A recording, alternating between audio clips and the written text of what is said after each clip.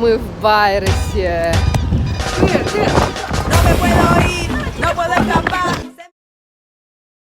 Я просто не верю в это событие, это легендарно, легендарно.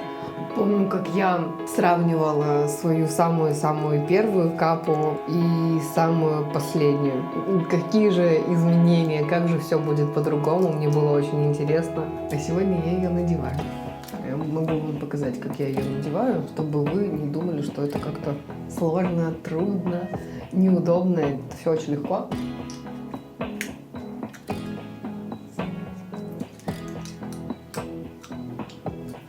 Все.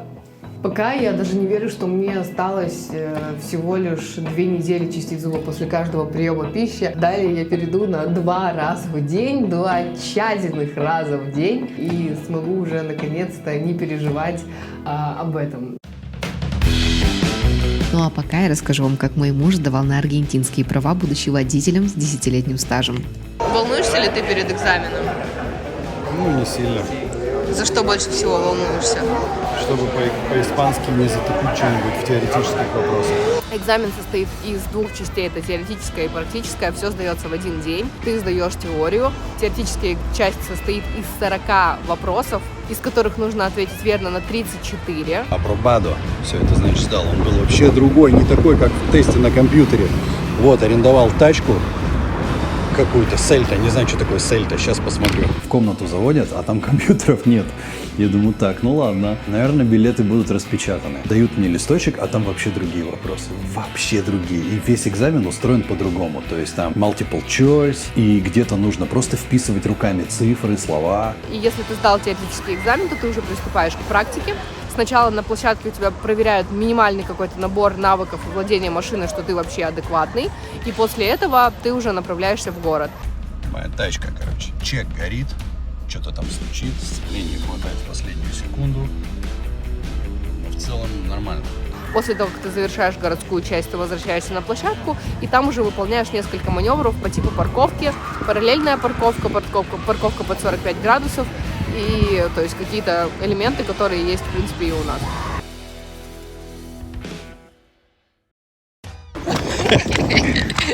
Да ладно, я шучу. Мы прибыли в Буэнос-Айрес для того, чтобы наконец-то разобраться с вопросом моих зубов. Подошли к концу мои капы, весь набор, все 53 штуки я уже относила. И пора завершать лечение. Я нашла для себя здесь врача в Буэнос-Айресе, который умеет разговаривать на испанском языке и на английском языке. И она непосредственно помогала делать какие-то манипуляции, которые оставались необходимыми для завершения моего лечения. Но в Карелии меня ждет мой ортодонт и еще ряд врачей, которых я должна пройти, чтобы до конца закончить историю своей красивой улыбки. Проверка формы, и мы отправляемся в кресло для того, чтобы удалить атачменты и сделать профессиональную гигиену полости рта. Хотя здесь это сложно назвать настоящей чисткой, потому что делается это примерно за 5 минут. Мы приступили к изготовлению ночной капы. Здесь мне делают слепки верхней и нижней челюсти. Я просто не верю, что это со мной происходит, что я иду, на моих зубах нет ни одного атачмента, и у меня нет капы, и я сейчас поем, и мне не нужно будет чистить зубы сразу.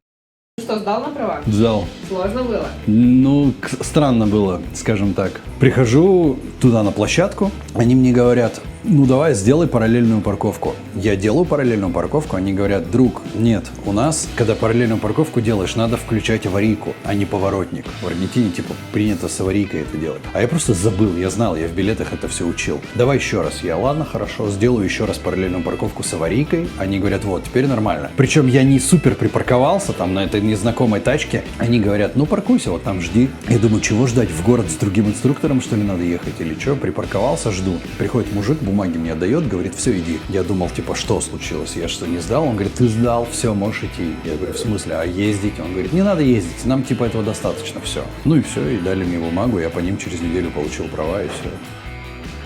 Мы в сети кофеин «Хавана». Нам нужно прождать почти 4 часа до следующей части приема у доктора, поэтому мы скоротаем время здесь, и я думаю, где-нибудь прогуляемся. И первым делом, после того, как мы сняли зубы, как я говорю, сняли капы, нужно что попробовать? Правильно, Супер дюльсе де лече. Офигеть, это очень вкусно. Я сквозила.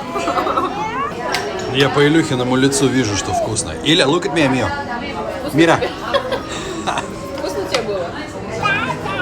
Реально очень вкусно. На самом деле день грандиозный, потому что реально к финалу подошел огромный этап ежедневного ношения кап на моих зубах. Все могу понять, но я просто до сих пор не верю, что я поела, и мне не надо чистить зубы, надевать капы, идти в туалет, как-то пытаться все это порешать. Вообще, просто я не верю. Ну и в ожидании второй части приема особенно приятно прогуляться по любимому Буэнос-Айресу. Что в Буэнос-Айресе хорошо, так это детские площадки. Во-первых, огороженная территория. Вот детская площадка для малышей. 0 до лет 5, я думаю. Здесь огорожено. На каждой площадке специальный замок, который ребенок сам не сможет открыть. Потому что он располагается достаточно высоко, и как бы легкая загадка там образуется. Покрытие на детских площадках замечательное. Оно вот такое вот каучуковое, в хорошем состоянии. Есть скамейки для родителей. Все очень чистое. Короче, кайф нереальный. Ну и на этой волне позитива мы решили попробовать новую, ну вообще-то уже не очень, кто ее только не попробовал, Колу Зеро, вкус которой создал искусственный интеллект. Она погальмая. И еще одна форма.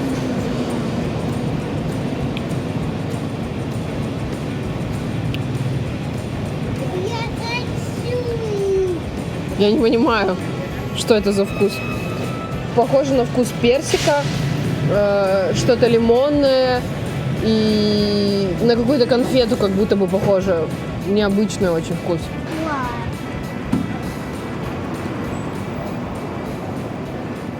Ну что? Не знаю, Кока-Кола с конфетой.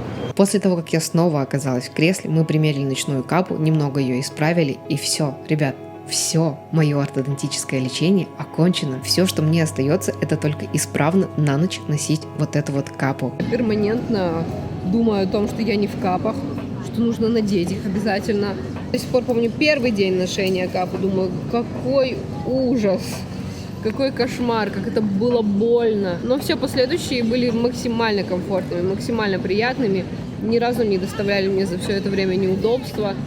Уже настолько я привыкла все эти действия совершать, что сейчас для меня отсутствие этих действий выглядит намного более неудобным, чем их наличие. И еще одним приятным событием в нашем декабрьском графике стал поход на утренник к Илье в детский сад. Нас попросили подготовить особенный костюм в цвете нашей группы и украсить его самостоятельно так, как нам нравится, что мы и сделали. На этом утреннике было просто невероятно весело. Посмотрите на нашу Сандру, нашу воспитательницу, она просто невероятно крутая. Дети показывали разные танцы, танцевали вместе с преподавателями. В общем, было безумно весело. Нам надарили кучу подарков, в числе которых самый значимый для нас. Огромный конверт Да, конечно.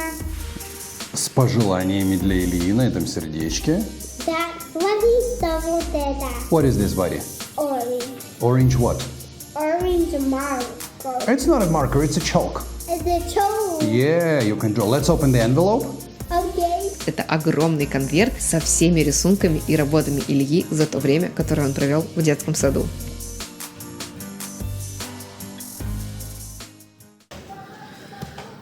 Господи, мне не надо чистить зубы. Я не знаю, сколько раз я за день сегодня повторю это, но вот я поужинала, и мне не надо чистить зубы. Можно просто ополоснуть рот и все. Какое счастье. 2 года ношения кап были максимально комфортными, и я безумно довольна результатом. Эти 2 года пролетели очень быстро. Если вы до сих пор не решились, то обязательно решайтесь на ортодонтическое лечение, потому что это того стоит. Вот моя самая первая нулевая капа. Видите, насколько зубы верхней челюсти выдвигаются вперед. Передние зубы на верхней капе видно, что они стоят неровно. Ну и вот так моя улыбка выглядит теперь. И пусть мне еще предстоит парочку этапов для того, чтобы завершить все до конца, но сейчас я абсолютно счастлива, что я справилась и смогла. В общем, всем рекомендую элайнеры. Если вам интересно узнать, почему я выбрала этот способ и как я выбирала между брекетами и элайнерами, то у меня есть об этом отдельное видео, подсказка появится здесь. А я по завершении лечения убедилась, что элайнер это прекрасный, совершенно замечательный метод ортодонтического лечения. И, конечно же, я получила замечательный результат. Не могу сказать, что этот результат превзошел все мои ожидания, потому что он был заложен изначально, мы видели, к чему мы идем, и к тому мы, собственно, и пришли. Так что я безумно рада, всем рекомендую. Пока! Пока!